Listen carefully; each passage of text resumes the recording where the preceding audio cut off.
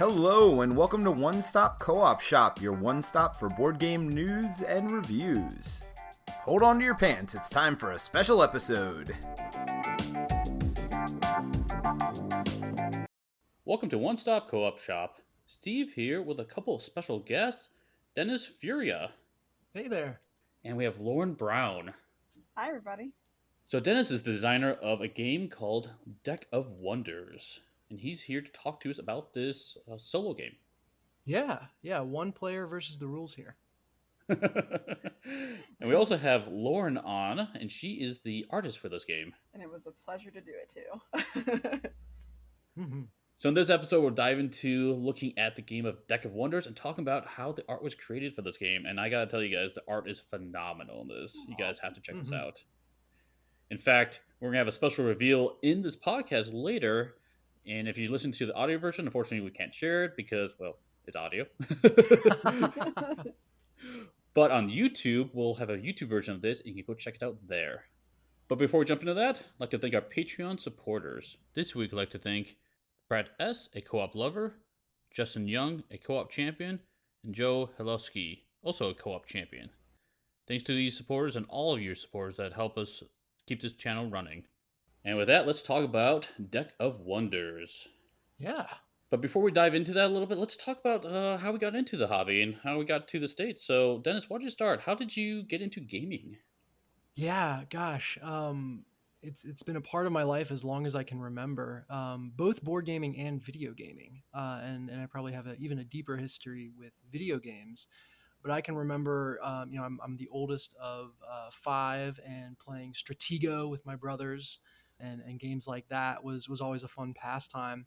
And I just kind of kept it up in one form or another, and then obviously got introduced to more modern board games and discovered a whole world there as I found new friend groups. And then I am in the video game world. I'm a big fan of the game XCOM and that whole series. And I found out there was a game called XCOM, the board game, and had to have it because I had to have all things XCOM. Got it sheerly on the name alone and realized, first off, this is an amazing co-op game. It was my first exposure to co-op gaming. And second off, it's an amazing solo game. And so that opened up a world of possibilities to me. And I have been playing, I will say, ever more complex games ever since. Like what I love in games is co-op and complexity. And I've chased anything that fits that. So Gloomhaven, yes, please. Lord of the Rings, Journeys in Middle Earth, please. Anything like that. Yeah, you fit right in with our listeners, I think. We all love co-ops and definitely complex games for sure. Mm-hmm.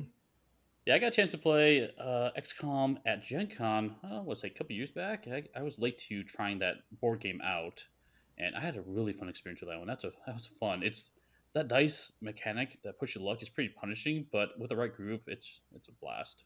Yeah, well, and you get to jump up and scream and jump around the table kind of moments when stuff works out. For sure. Yeah, my wife is a huge fan of XCOM, so she buys all those video games, and I normally wind up watching her play quite a bit too. So, Lauren, do you play any games, or how'd you get involved in helping out with the gaming industry here? So I've always been a gamer ever since I was a kid, just like any kinds of, games, video games, board games. But later in life, during grad school, I actually got into Magic the Gathering. And I've always just loved the art style of a lot of the cards, and especially the ones that had more art that was closer to my style, which is really has an emphasis on line art and whimsy. There weren't that many cards like that, but when I saw some come up that had that style, I was always really excited about it. So it made me realize that there was a possibility for this kind of work to fit into tabletop games as well. So when I attended Gen Con, it was actually my first year last year doing the Artist Alley. Dennis had approached me and he told me that, he thought my art style was a perfect fit for this game that he was working on. And I was, like, well, this sounds great. Like, tell me more about it. I would like to see it. And it was a great feeling, when you get the art briefs for a game like this, when you see your own work inside of those briefs. It was a really nice moment. So it was a project that happened to be perfect for me. It was something that I could really just have fun with and play around with. I'm happy that this kind of style can be more in the tabletop gaming sector, because I know a lot of it has, there's a lot of like high fantasy, really painterly stuff. And I'm glad that there's room for, a whimsical style like mine too. But essentially, yeah, Gen Con was my opening into actually like working on a game like this, which I'm really grateful for. Oh, that's awesome. And Lauren is being very humble. I had been stumbling around Artist Alley, not having the vocabulary for line art and whimsy. Like those are the two perfect words for what I was looking for in Deck of Wonders. But I didn't know them. Like I just knew I had an idea in my head, not even fully formed. I just I'd bounce around from artists and be like, I'm kind of looking for, I don't know, and then I'd flub my words for 5 minutes. And I walk up to Lauren's booth and I'm like, I'm kind of looking for, and the skies opened, angels sang. I'm like, this is, I want this. this is the thing. And it was just from then on out, it was an easy choice. And like Lauren said, like I basically briefed her with like, I like this, I like this, I like this off of your site, and go do that, which she does very, very well. And I was like, well, this is perfect. I do this anyway. And it was a really nice feeling when you described the themes of Deck of Wonders to me and just what you wanted to infuse in it. And I was like, well, that sounds like all the things that I do already. So this is this is kind of a no-brainer for me to say yes to. It's perfectly suited, so I know that I will enjoy working on this no matter what. And it happened to be exactly that. So it's been a great experience so far. I really appreciate that that you sought me out and was able to find me for who I was. Yeah, It's for sure. rare that kind of project comes along. So it's been a blast so far. That's a fantastic origin story. I love it. And to our listeners, if you ever get a chance to go Gen Con, I highly recommend walking through like the Oh my artist section god. of Gen Con. It is fascinating. The skill and the talent that's there is, I love it. I love taking a break from the gaming, just spending a huge chunk of hours just browsing. It's amazing. Oh yeah, Mm-hmm. Gen Con. It was really intimidating actually for me to go to table there at first because I had attended the year previous, and walking around the artist alley was super intimidating because there were so many veterans of the fantasy art industry and people who had been there for 10, 20, 30 years. And then this year it was just me with my table with flowers and teal and cute like super cute art and like Pokemon, but also just my original art and hoping that people would accept it, and realizing that people actually responded really well to my art, and the fact that I could get this project and other projects as well, it said a lot that there was a space for what I had to say too. And it was awesome to be able to find that out. They definitely had worked on diversifying their artist alley, and I think it really served them well to do that. But there's a lot of just amazing content at Gen Con. I also highly recommend it.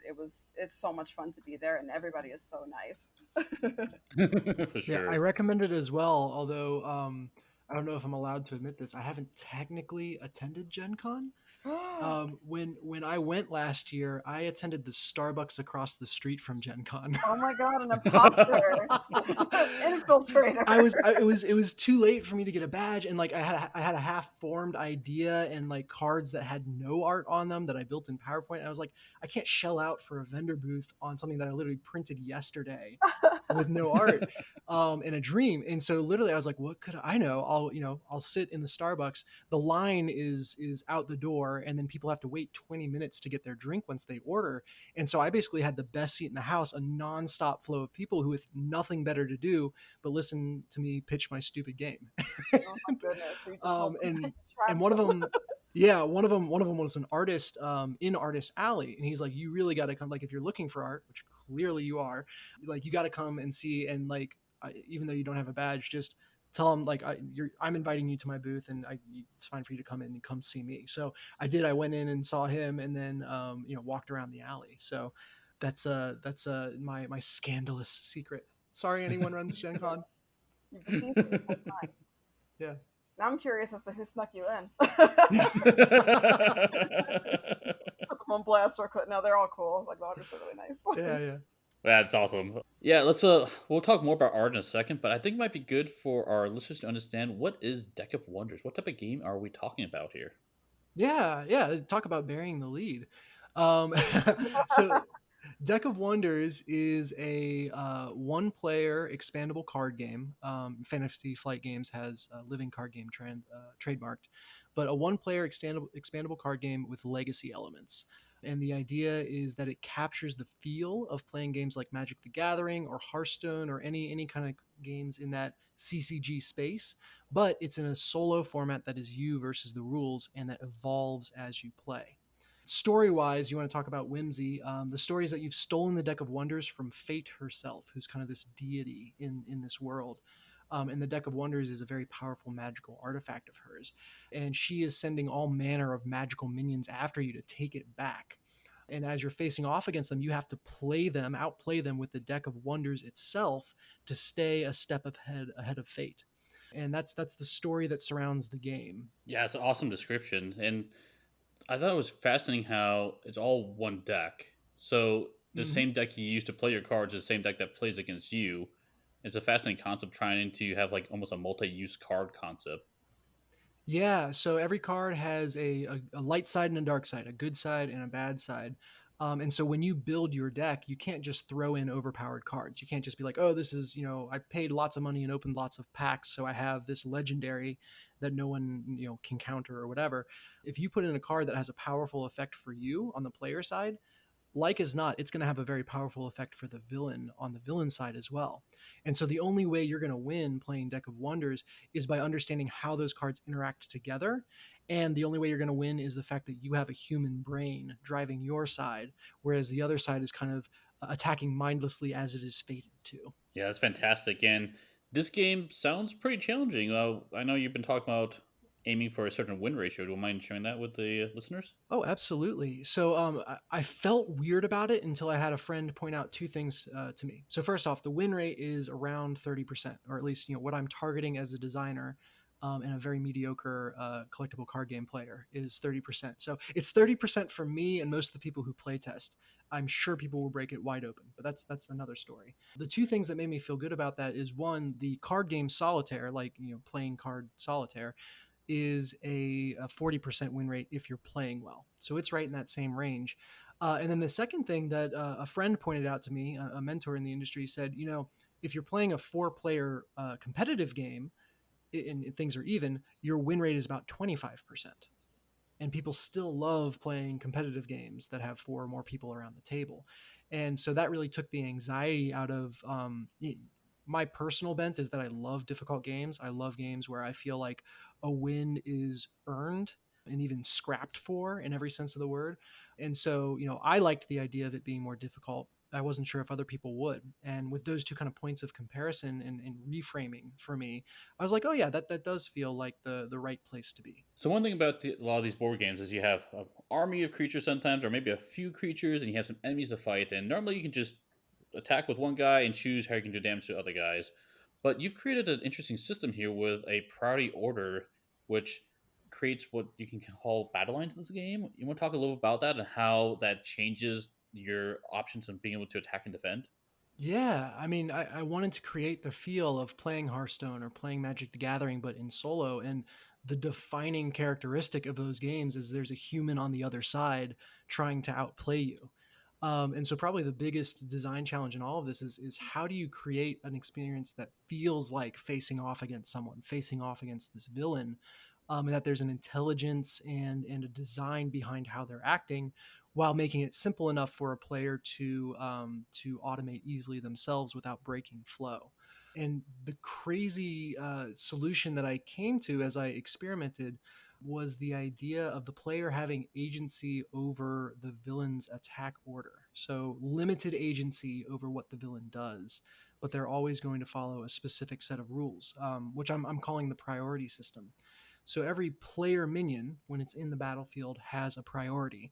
And the villain is always going to attack the highest priority minion. And for the most part, higher priority minions are, I mean, I don't know how else to say it. They're higher priority, right? They are. If there was a human on the other side, in most situations, that is the minion that they would focus on or represents the biggest threat to them. Either because it's got a high stat line, either because there's an effect on it that makes it dangerous, and so those minions tend to be higher priority. And the villain will always attack and kill the highest priority minion if its collective minions are able to. The way that the player has agency in that is the player gets to dictate what order the villain minions attack in. And think of this as, I really love the idea that in this world, you've pissed off Fate. Like, you are on Fate's bad side. She does not like you. And so the rules are slanted against you. And you are kind of this smaller force that has to scrap and outsmart objectively more powerful opponents. And so this priority system and you choosing the order that villain minions attack almost represent you as the guerrilla force kind of picking your battles. And by influencing the order that the minions attack, you can influence how efficiently they take care of your board. So, you could potentially force all the smaller minions to kind of run themselves against the rocks of one bigger minion before, the larger minions on the villain side attack. There are situations where that's advantageous. There are situations where it's not. And by messing with that kind of order, it almost becomes a puzzle on the villain's turn. How do I order these attacks in the least efficient way for the villain? And what that means, what is most advantageous to you within the villain's turn, changes every single turn. Maybe you're trying to conserve your personal health as the player. Maybe you want to protect a key minion at the expense of your health. Maybe you just need a final burst of damage, and you have to protect this much damage. Or this much threat that's been built up on the board. And by playing with the priority system, you can influence all of that through the choices you make, while always following that rule that the villain is not going to ignore high priority minions. So that's kind of it's a concept that honestly I've struggled to find a very concise way to articulate. So hopefully someone hearing that for the first time is like nodding their heads instead of scratching their heads. But when you see it in action, it's very, very intuitive, and it makes the game feel, even as a solo game, like you're facing off against another player. Yeah, for sure. The description sounds a little intimidating sometimes, but honestly, when you see the cards, you see the game. I mean, I recommend you guys to go take a look at the playthroughs out there. There'll be a few of them. In fact, I think we might have our own playthrough on our channel in the future Mm-hmm. for this game. And it makes a lot of sense. It's quick to resolve, and it's a fun puzzle. Yeah, it was really smooth watching it. So one thing I want to ask about is you mentioned about the legacy aspect of this, where you can open up packs and customize your deck. Can we talk a little bit more about that? Like, how can you customize the deck? Can you put whatever cards you unlock in there, or do you have set guidelines? Because I know some people are really like having like wide open options on what they can throw in. Other people like having more Mm-hmm. constrained approach. Yeah, that to talk about that, we probably need to talk about the game's villains. And like I said, fate is sending people after you. And Laura and I have talked. It's an interesting idea of like, I don't think you're going to see fate herself in any of the art. Or I guess Lauren has control over that. You're probably not going to see her in any form that you would recognize without being explicitly told it's there. I don't think you'll see her in the art. However, she's sending her villains after you. And when you start the game, you don't choose who you are because you're you. You're the hero of the story. You're choosing the villain that you face off against. Every villain has cards that you are forced to play with if you are facing off against that villain, and that comprises about half of your deck. You then get to build the rest of the deck from a collection of cards. Initially, that collection is about 3 times as large as it needs to be, so there's a pretty wide swath of cards that you can work with. And you build your deck in response to a villain's unique rules. Every villain also has rules that modify the game, and the villain's cards. And so you think, what will combo well with these? What will counter some of the more powerful things I'm seeing on their side? And again, I just personally, I love that kind of mulling over your options and kind of wargaming in your head even before you start playing. And so that's a big part of the game. That initial collection, though, is going to grow, like you described, because every villain also has legacy packs. You don't know what's in them, but the villain will have certain conditions, above and beyond just winning and losing, certain conditions that when you achieve that sub objective, you'll stop and you'll go and you'll open up whatever legacy pack corresponds to it. You'll add it to the game and then continue playing with the game modified in some really interesting ways by the cards that you added. You can imagine, if you're doing really well, maybe you open up something that makes the game harder. If you're getting kicked around a little bit, maybe you open up something that makes the game easier. In general, my design philosophy is whatever strategy got you to open that pack should be modified by the pack you open. So let's say you're being hyper aggro, right? You're playing an aggro deck and you're just going face all the time, and that's being successful for you. That's going to open a legacy pack that maybe has some defensive cards or cards with taunt, to borrow Hearthstone's parlance. and that sort of thing. So the game is ever evolving as you play in response to the way that you're playing. Yeah, that sounds fantastic. I'm a big fan of the living card games from Fantasy Flight Games. I know a lot of our other content creators are. I think we all Mhm. play them. So Mhm. it's right down our alley, and I'm a former Magic the Gathering player myself, and sounds like, Lauren, you were too. I I am. remember. Yes, I'm currently a Magic player as well. Even Oh, though you I currently are. Curious, what type of decks do you like in Magic the Gathering? I'm all about green. Just growing all my creature armies and just destroying my opponents with things that fly over their heads. But Nice. yeah, green white, healing my own creatures and just devastating the board. But this concept for this game sounds really interesting too, because I also like to be able to change the rules up for to change like the mechanics to cater it to what kind of game I want to play. And I like that this game gives you the option to do that. Yeah, for sure. I love mulling over. Hey, do I put this card in my deck? Do I not? And I feel like for some of the like living card game and Magic the Gathering, like I spend really a lot of money for this really powerful card, and I was able to put in my deck. But for Yeah. this game, like you mentioned earlier, you may not want to do that because it can bite you back real hard. Yeah, So I really like that concept a lot. That was like you have to be careful about what you're putting in there because you may not get this card.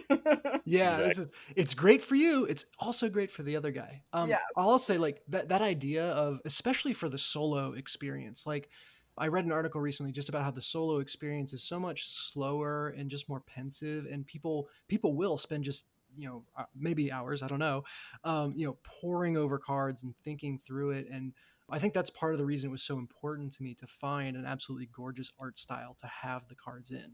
Like these are not cards that are just kind of slapped together. Every single one is an absolute work of art, and full credit to Lauren for that. Aw. Thank you. Yeah, that's a great segue into talking about the art of this game because I know when I was first introduced to this, like, oh, Deck of Wonders, it's a kind of a Magic the Gathering type solo game with some cool art, and I went to look at the art, and I was like, open up the first image, like, oh my goodness, this is amazing. I had to quickly like run around, hey, look at this, look at this art, it's amazing.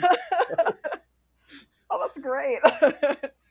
Yeah, and and the cool thing about this game because, like we mentioned earlier, it's kind of a multi-use cards almost, where one side of the card is for the player, and you flip it one around 180, and it's for the baddie, the bad guy you're fighting against. Fighting Mhm. against. Yes. And so you've got this interesting dichotomy of like a similar theme of an art on one side and like the evil version on the other side, and it's really cool. Oh, that was the most fun to play with, was how to basically take the core art that I'd made for one side of the card and modify it to clearly represent this change. It's like not necessarily an evil change, but it's just a change that comes over. And whether or not that was just a state change for the character or whether or not it was a narrative progression, it was really interesting to kind of experiment and see what worked best for what that card represented when you flipped it over. It was a really unique art challenge, and I had a lot of fun with it. And Dennis also had a lot of really good feedback, for how to make those cards really pop. When you flipped it over to the villain side, and seeing how it worked for them on like a different perspective, whether or not it was a change of nature or whether or not it was, just like a reveal on the other side, or just a more aggressive version. So it was a really interesting experiment to do, and it's still ongoing.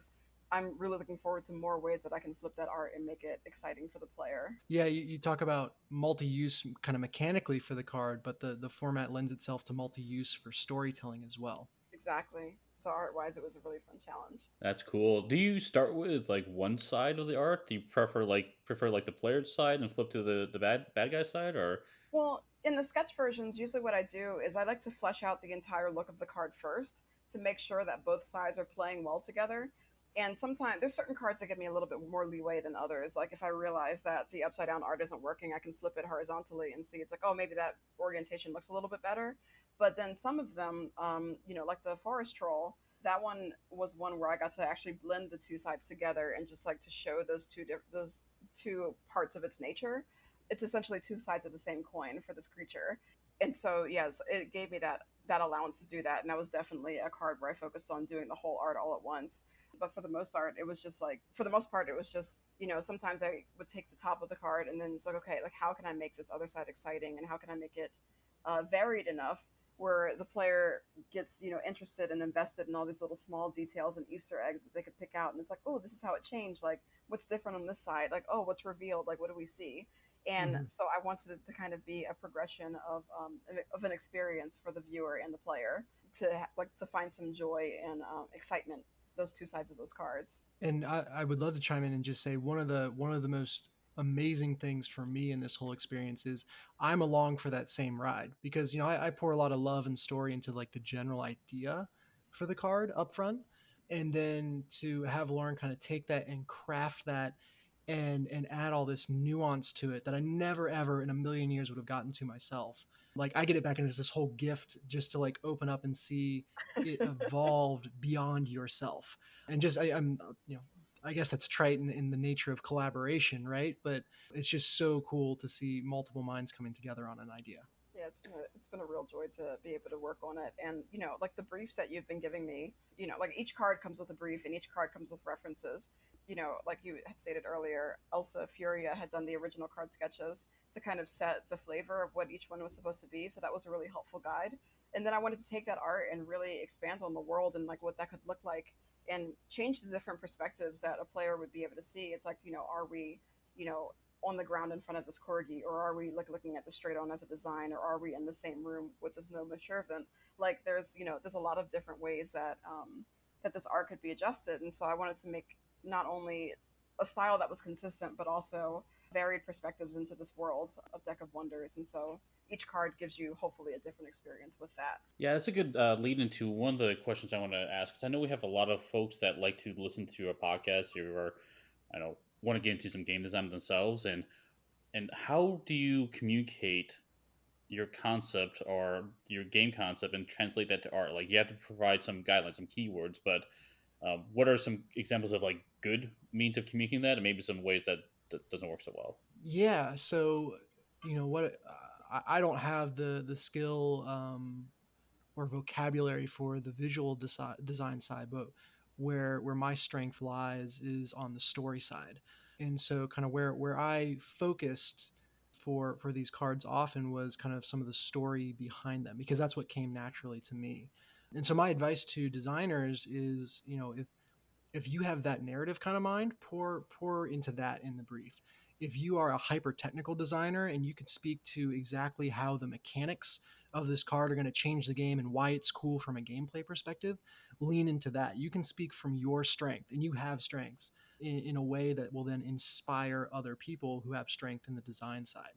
So for me, that looked like leaning into the narrative side. And I pulled from all sorts of different backgrounds. I mean, I knew that I wanted to stay away from like traditional elves and dwarves. Like I knew this was a whimsical, kind of fantasy realm, but I was just kind of jaded with elves and dwarves. I'm just, they're not going to exist. Ha! I get, I have control of that. I And so appreciate then, yeah, then my question was, okay, what's there instead, and what are the interesting twists on that, especially knowing that everyone in this world has to interact with fate in some way as a very real presence or as a deity, that they all need to reconcile with in some way. So I put a lot of story behind cards in terms of the creatures that were in them and what their background was. And we've mentioned forest troll. The story behind that is trolls in general are just a biome of nature that has become so pure and concentrated that it gains consciousness. And that's like the origin of the different types of trolls. And you can see that then kind of came out in Lauren's design, where it literally is like the forest came to life in all its beauty and and in all its ferocity at the same time. And so that was for me what was effective. I included notes on the place I wanted it to occupy mechanically, but I don't think I'm as evolved as other people on that. I included lots and lots of reference images, which I think I learned through working with Lauren. You don't want, and this is Lauren, I think you can speak to better than me. You don't want images that are go make this. You want images that are it feels something like this. And images that kind of evoke and provoke and draw a response, and then the artist's reflection of that response, like your artist who you've hopefully chosen because you love their style, is going to respond to those examples in a way that is authentic and beautiful. And that, I think, is what's worked so far. But I defer to Lauren for what's actually been helpful.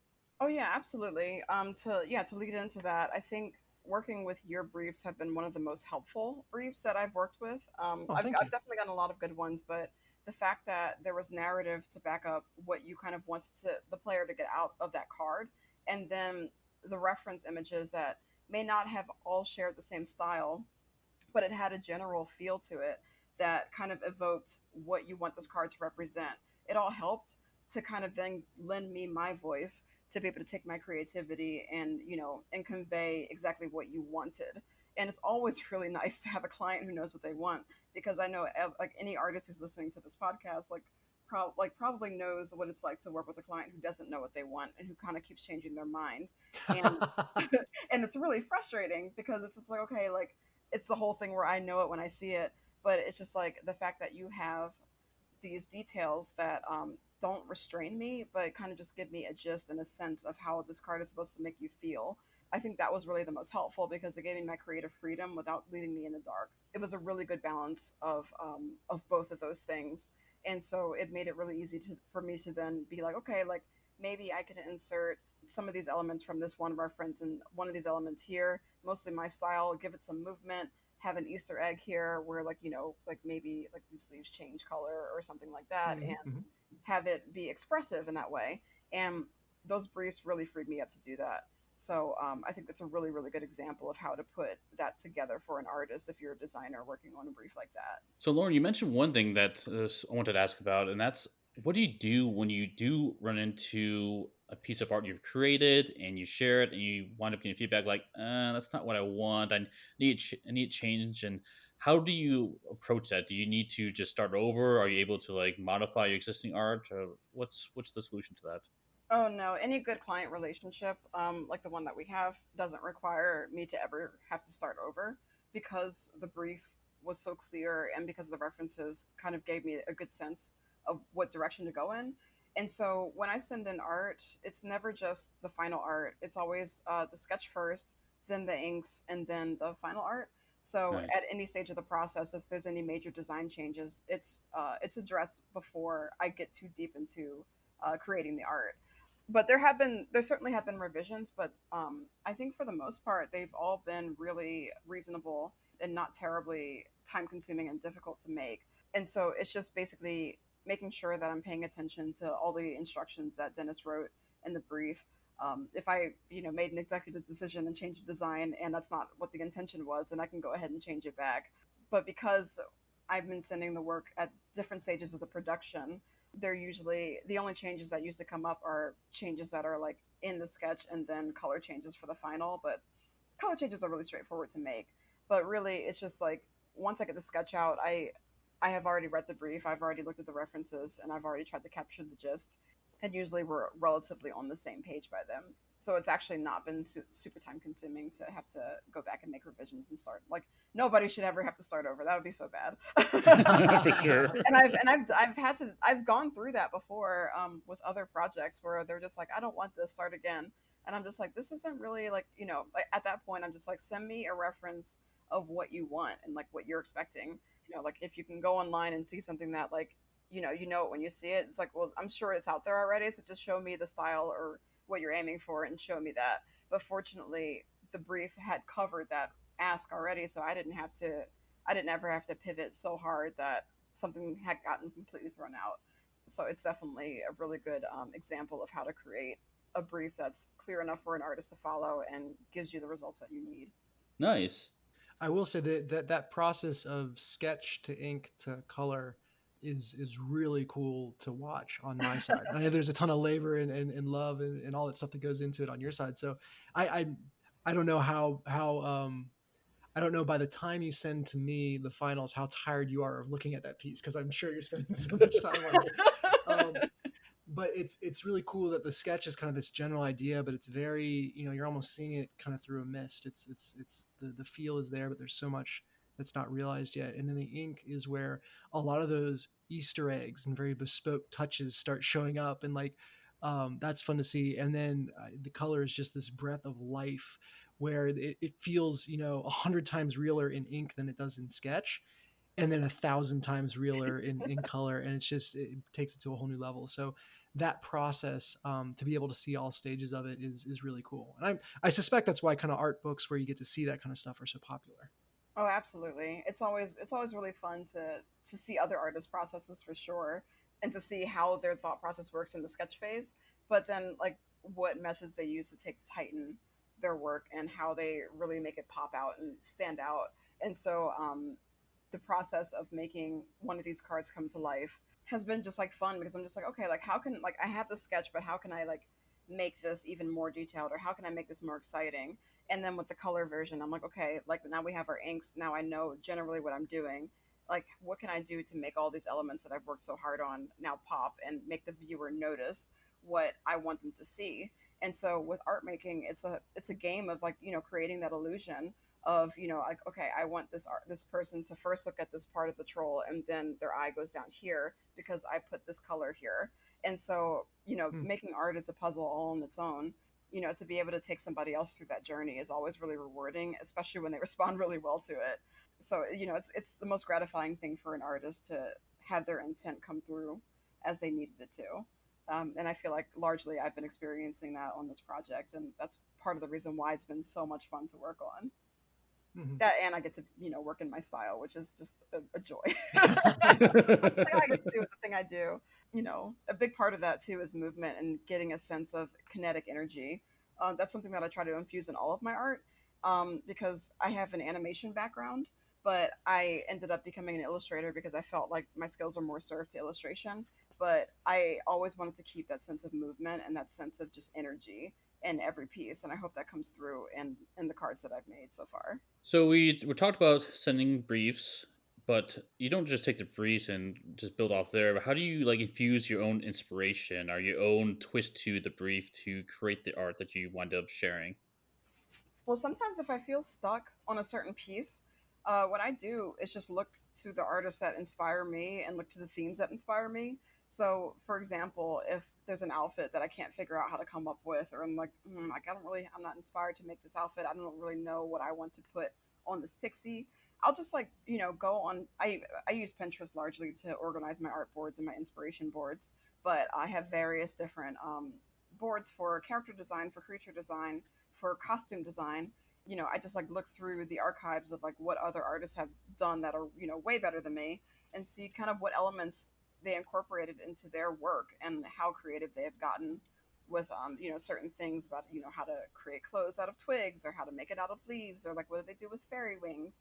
And that goes back into it's like, okay, like how would I take that and interpret it for my own style, and kind of unblock myself from that rut. It hasn't happened that much in this game because again, a lot of the work is something that's already suited to what I love to do. But it's always really nice to have those references and those inspirations around you, just to take that base and incorporate it into the art, because it can only serve to make it better. And it's definitely all been very true to like what I usually do. But just having something to look at and refer to, and get ideas from people is a really fun thing to do. And so that's largely how I keep myself inspired. And sometimes I just look at pictures of nature, like mushrooms or clouds or leaves, just like Mostly mushrooms. You, always you and mushrooms. I mushrooms love go way back. mushrooms so much.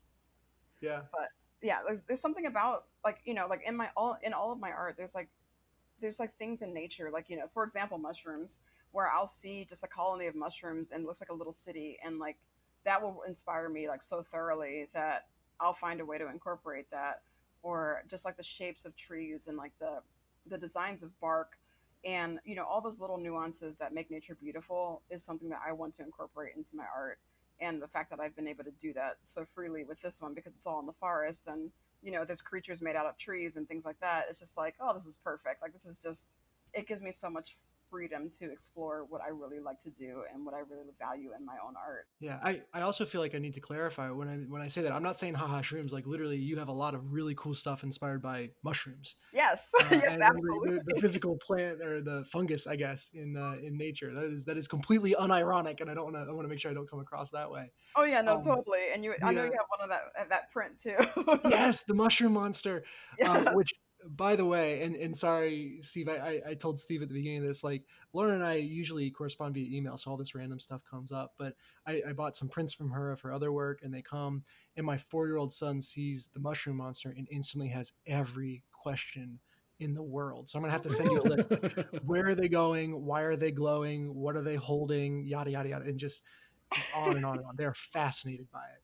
Oh, that's Um, wonderful. yeah, but I also wanted to point out in what you're describing is a really, really great tool for a designer who doesn't know who they want to work with or what style they want for their game yet. Go to artists that you admire and then look at who they follow. Because exactly what you're saying, Lauren is following a lot of really cool people. And I will fully admit, Lauren, I've gone to your feed on multiple occasions, like your Twitter or your Insta, and just creeped on who you're following because I can go Yes. into that and see cool stuff that like it's not you, but it's inspired you.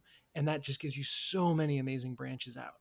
Oh yeah, for sure. Like anything that you can take from like just artists that are around you, even if it's not in the style that you might want, it still kind of gives you a sense of like, oh, like I really like this, like the design of like the way this, this creature looks with the horns coming out, and like, or it's like, oh, like wow, this element of this grass skirt or something like that is really cool, and like it just gives you kind of ideas of what you could put in your brief if you're a designer, or if you're an artist, it's like, oh, like maybe I can incorporate a version of that in my style, because it's not stealing, it's just getting inspired by other people's work.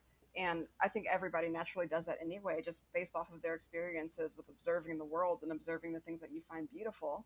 It's a natural part of the process, but doing it intentionally really helps to inform a better product. So it's definitely been a joy to be able to share that. And I'm glad that you've been able to see that through my Twitter feed too. Yes, indeed. If you're ever interested, you should totally look at my Pinterest board someday. It's public, so you can just see all the cool stuff that I put in there, and how in depth it goes. It's Mhm. definitely been a huge source of inspiration, so I would recommend it. Very cool. I should have shared this with you before. Oh, I'll the just Pinterest board? my Pinterest board, yeah. Sweet. Now I found another thing I can do to procrastinate. There you go. Oh, Pinterest is such a time sink. Oh my goodness, you could just Mhm. go in there for hours just finding cool stuff. So it sounds like this is could be a fairly long process of like taking the brief and like look for source of inspiration and creating these various phases. How long does it take to create like a given piece of art? Well, usually the sketch phase actually takes one of the longest because it's the idea, it's the concept that always kind of gets me going, because I want to do like several different sketches before I land on something that I'm happy with. So I'll spend like 3, 4, 5 hours on just the sketching, even though the sketch looks really simple. Oftentimes, like I want the idea to come across. The inks for me are the most fun part because I love to ink. It's just like where I can turn my brain off once I have a good sketch going, and just put on an audiobook, put on some music, and just vibe out for a while, and just like really just like my zen moment. So the inks are probably the quickest, and the color takes the longest because I really want to make sure that the color palette is harmonious. It's easier now that I have, kind of the established look of the rest of the card game, because I want everything to look cohesive without, standing too much in, like blending too much in with each other. I want each card to be distinct, but at the same time, I want it to be known that it comes from the same world. So I would say probably from start to finish, each card takes about 10 hours, I think. Probably more than that. The Forest Troll definitely took longer because I went kind of ham on the colors. But but generally it takes about 10 hours from start to finish. So what are some of the challenges you face when creating a piece of art? It's oftentimes the thing that's in your head doesn't always like to come out on paper, or I say paper, well, on the Cintiq screen or whatever it is. Sometimes like I have a vision in my head of, I'm like, okay, I know what I want this to look like, and then I'll sketch it over and over again, and I'm like, why doesn't it look like the thing that I want it to look like? And then referencing back to the briefs and making sure I haven't forgotten anything, making sure I haven't left anything out. And sometimes I'll read it so fast and I'm like, okay, I think I know what this is, and I'll start sketching, and then I'll go back and realize I missed a key point. I'm like, oh shoot, like that was my bad. I need to go back and change that because I missed the detail. And so sometimes you have to like be really intentional about not getting too excited, following all the instructions at first. But mainly, I mean, this is every artist dilemma too, of just like not being able to extract that image that's in your head. And usually that's when I start to consult my inspiration folders and kind of going through it to see how other artists have done it better than I have. And then going back to the drawing board and kind of rethinking it, like, okay, like maybe I should tackle it from this perspective. Because I think when I originally did Pixie Cavalry, the perspective wasn't as exciting as it ended up being. because I looked at that again and I was like, I think I want this to be a little bit better than it is now. And that's when I was able to like look at references of corgis running and just like, oh, like maybe it would be fun if it was like a playful downward angle. And so it turned out to be a better result because I went back and revisited it. So it's really just about getting your initial idea out there is probably like the most challenging thing, because once that sketch is finalized and tightened up, it's kind of it becomes more smooth sailing from there because you don't have to really think as much anymore. I'm glad you brought up Pixel Cavalry specifically because I think people need to know what this image entails because it's pretty fantastic. Oh yeah. That was I a fun one. If you want to start by talking about it, Dennis, and what you're thinking about behind it was. Yeah. So again, I can share narrative, right? But Pixie Cavalry is a card. It is a 2 attack, 3 health minion on both sides. Pixies in this world are creatures. Their origins are in the clouds, and they still have kind of sky kingdoms up there. But really, their wings are for kind of short bursts of vertical travel from the ground to the clouds and the clouds to the ground. For overland travel, they are famous for their corgi mounts. And at first, I knew I wanted to do a pixie that was writing something. There's a series of characters in Deck of Wonders that are pixies, and they all are a base set of stats plus something. And in this case, the plus something for Pixie Cavalry is +1/+1. So instead of being a 1/2 minion, it is a 2/3 minion. And so I was talking to a friend, and I was like, I got to figure out what do you think a pixie rides? And he goes, obviously a corgi. I was like, good one. That's pretty funny. And he's like, no, seriously, look it Seriously. up. Pixies ride corgis. And I was like, you're Yes. full of it. Like, what is this? And I went and I found out that is totally a thing in folklore. Like, corgis are the official dog of the pixie realm, I guess. True. So, and so I sent it over to Lauren. And I'm like, I don't know how you're going to make this look badass, but this pixie's riding a corgi. And I was like, yes, yes, yes, absolutely. The internet has been like, yes, yes, yes, absolutely. Yeah, that one blew up. I didn't expect that to blow up, but it was funny to see the response to it. Mm-hmm. That people were so excited. But I think people in general just love corgis, and I also, especially because the pixie is supposed to be from the Cloud Kingdom, I was just like, oh, it'd be really great to make her, a woman of color, because like then I can like play with the curls and of her hair as like as the shape of the clouds, because that's like some of my favorite thing is like mixing hair with like different elements, or blending nature into everything. And so just being able to play with that and then just having, like this representation of a pixie that you don't often see was really a lot of fun to be able to do. And then playing with, the expression on the corgi and the camera angle, and then having the other side be like that fierce, battle ready, version of them. So they do look really, cool and fierce, but she's still riding a corgi. So it was a really fun balance to strike between those cards. Like it was really a good time. I didn't realize I should be terrified of corgis until I saw that card, but I Oh totally yeah. understand now. The ferocity. They're intense. They got a lot of energy. Mm-hmm. And I found out there's like pixie owners. Wow, corgi owners are a complete like insane group. I've had so many people flip out because they love corgis and Oh saw yeah. that image. So So I've had a blast talking about art with both of you. I have one final fun question, and this is something that I'm not sure how much you can reveal because I know you're still working on a few pieces of art and some things are secretive in this game. But I want to ask each of you, and we'll start with Dennis, I guess. What's your favorite piece of art in this game? oh man, I love Nomus Servant. So you'll be able to see in the pictures that accompany this and elsewhere online. It's a 1/1 creature or 1/1 minion that draws one, and so a gnome itself, it doesn't seem very powerful, but it's going to serve up something that hopefully is, or if it comes out on the villain side, hopefully is not. And in the lore, gnomes in traditional folklore are all focused on accruing capital, on wealth, on currency. And I was like, I wonder what it would look like if a gnome was, or if gnomes were very focused on social currency. We live in a very social world. Everything's on social media, and so maybe gnomes are just masters of social influence to the extent that they consider it uncouth to hold power directly, but there you can always find them kind of pulling the strings behind the scenes, just because they know how everything goes down. They always know every secret, and they just they're gnomes in the know, and so that gave rise to this. And Lauren turned back the art for this, and I think what a gnome actually looked like, I had a very poorly formed idea of. Like, I did not have much to go on. I think it was like, they still have beards, but it's not like big unkempt beards. It's like fancy man beards and hipster or like, elaborate. And I didn't know what I was talking I about. think you sent the guy from Hunger Games. Yeah. And I was like, He's well, got this like the is pretty swirlies. wild. Yes, yes. And so she returns this piece of art that is like a pretty boy on the one side. I was like, oh my God, I didn't know gnomes could be hot. But I think Well, I also like wanted to give him like a snake-like nose because I wanted them to be like social snakes. So I yeah, exactly. yeah, have like an illusion to that of they just kind of look a little bit sneaky for some reason, but you can't put your finger on why. And then Yes.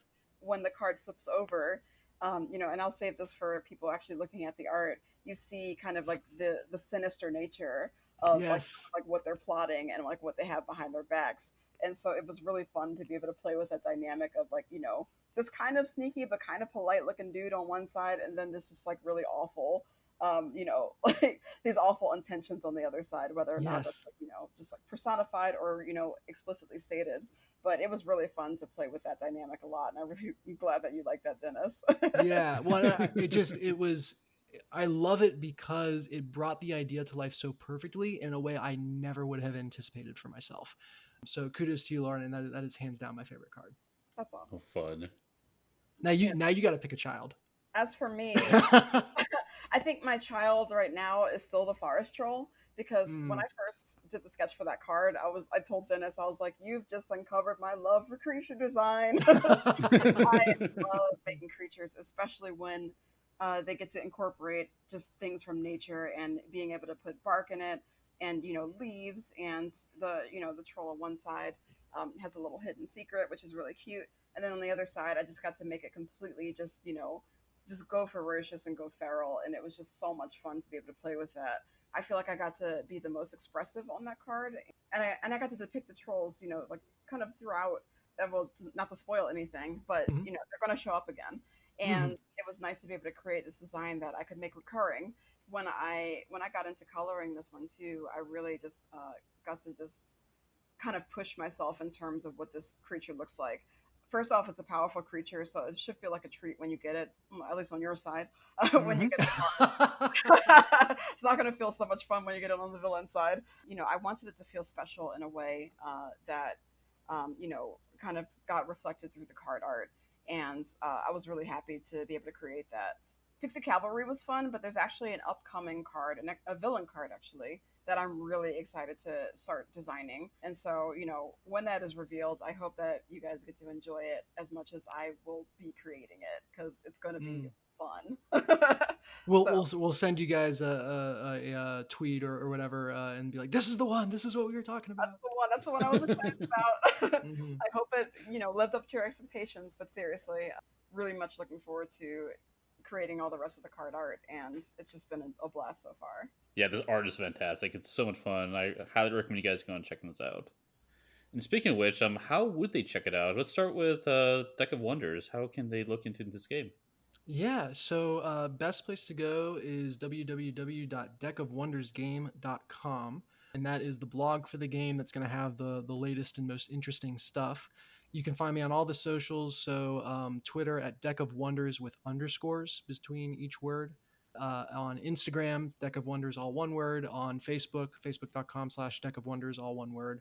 Between those four locations, you should be able to find me pretty easily. The Kickstarter coming soon page for Deck of Wonders is live now.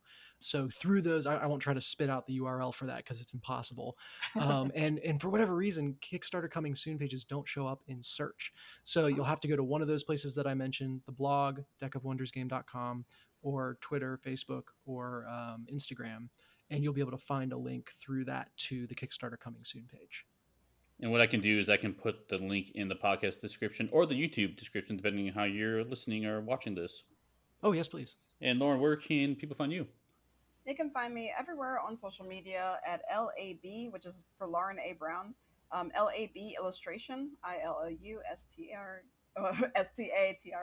But anyway, LAB Illustration on Instagram, Facebook, Twitter.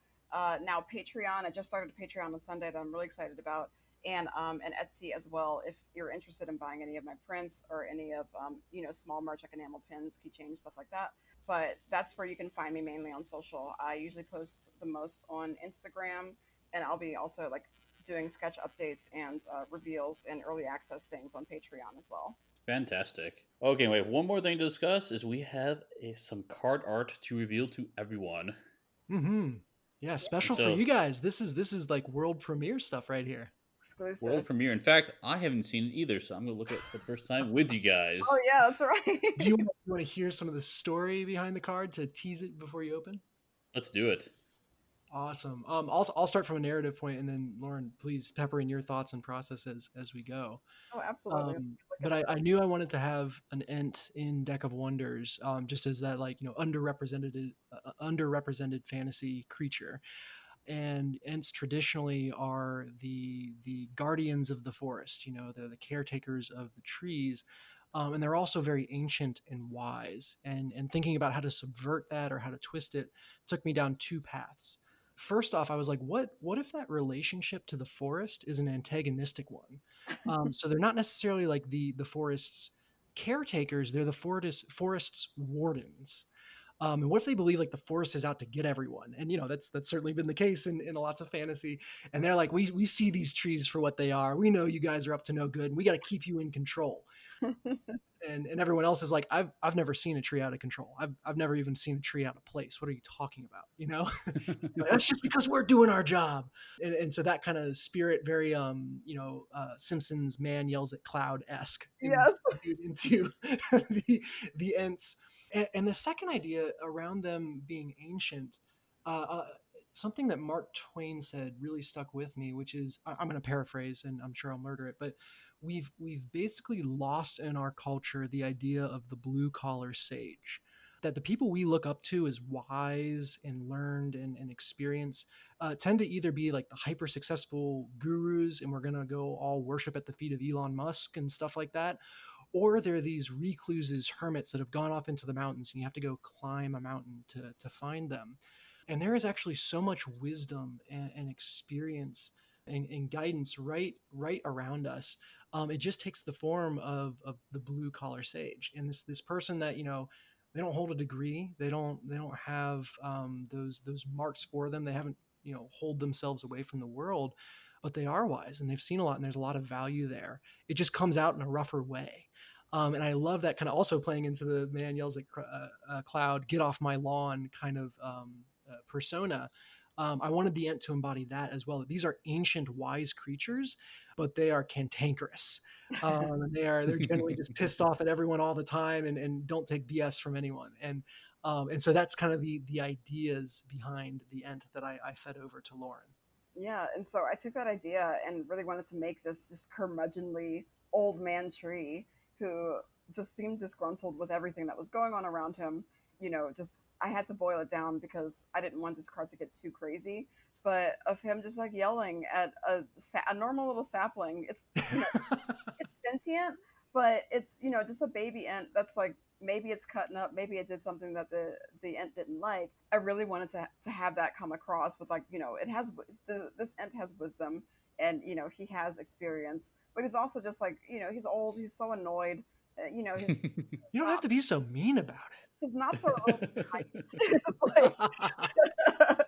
he just he wants order and kind of like obedience in the forest.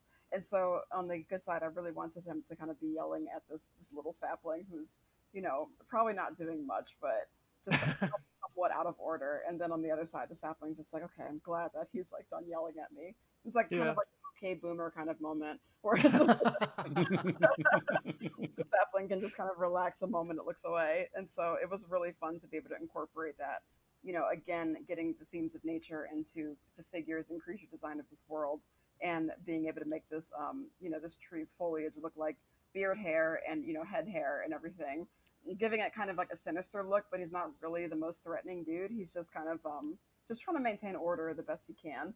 So it was fun to play with the personality of this tree and a little sapling as well. Mhm. A very good time. Man, guys, that's an excellent lead into the reveals. So let's everyone take a look at Dun-da-da. what the result is. Da-da-da. Oh man, I see it. I definitely see the cankerous ant in there. That's great. Yeah. Get off my lawn. I can't. I have roots. Yes. I can't go anywhere right now. What did I do? And it's so fun. Like I even I see in the upside down side where the ent is distracted and looking away. Lauren, you were talking about relief. I almost saw like sassing back, like Yeah. and we've all done that in school. Or excuse me, I was the bastard that did that in school, where the teacher's back was turned, and whatever, get away with it, whatever I could while they're distracted, and then snap back to attention when they turn. And I I relate to that very much in this card. Yeah, I did that to my mom once behind her back, but she could see my reflection in the mirror. And Are you still alive? oh, I got it. I was just like, it was at that very moment where she knew she messed up. And the worst feeling is when you suddenly realize that they know. Yeah, and your mouth just goes into that O shape of like, oh no, what have I done? So I have a 4 and a 5-year-old, and I catch them in that sort of thing all the time. Oh man, they're and not it's slick so at all. yeah, it's so hard to keep a straight face because the way they jump and the way they like try to hide things real quick, and you're like, oh, you're adorable, but that was a very bad thing to do, but you're adorable. Yes. Well, I hope y'all like it. I hope you enjoy the art. I'm in love with it, and yeah, I'm excited to share it here first. Yeah, I love it. His hair is amazing. Oh, that was a lot of fun. It took a while, but it was so much fun to be able to accomplish that. He doesn't have time to take care of that. He's out protecting everyone from these damn trees. No, that's right. It's kind of like, strong growth to have foliage this lush. Yeah. Back in my day. Yes. Like we let our branches grow full and protect all the other people in the forest. This is like, whatever. Well, Dennis and Lauren, it's been a blast having you on the podcast. I really appreciate your time. Yeah, it was so much fun being here. Yeah, thank you so much, for having us on the show. This was a lot of fun. For sure. Like I said, guys, go check out Deck of Wonders and check out Lauren's work too. And we'll see you guys at the next stop. Bye-bye. Bye, everybody. Bye. Thanks for listening to another episode of the One Stop Co-op Shop podcast. Please check out our YouTube channel at One Stop Co-op Shop. If you want to reach out to us, the best place to talk to us all is on the Slack. See the show notes for details. Also, you can support us on Patreon. Check out patreon.com/onestop. Thanks for listening, and we'll see you all next week with another Top 5 list. So Dennis is the designer for one... Oh, God. I just screwed up. Sorry. Good start. All good. It happens. This is why it's wonderful to not do it live. Yes. Exactly. So dive into the game of one... I don't know why I keep wanting to say one deck. Deck of Wonders. Well, it is one deck. It is one deck. Steve, move that forward. There. Nope, okay. Say it to yourself. Yes. Don't tell me what to do, Steve. You're not my real former self. That's right. Steve. What's going to happen is I'll be editing this, and I might forget or something. I'll get to this point, I'm like, oh, I can move all the way to the beginning. I thought I had 5 minutes left. I have 20. Exactly. Okay. Sorry, former Steve or future Steve.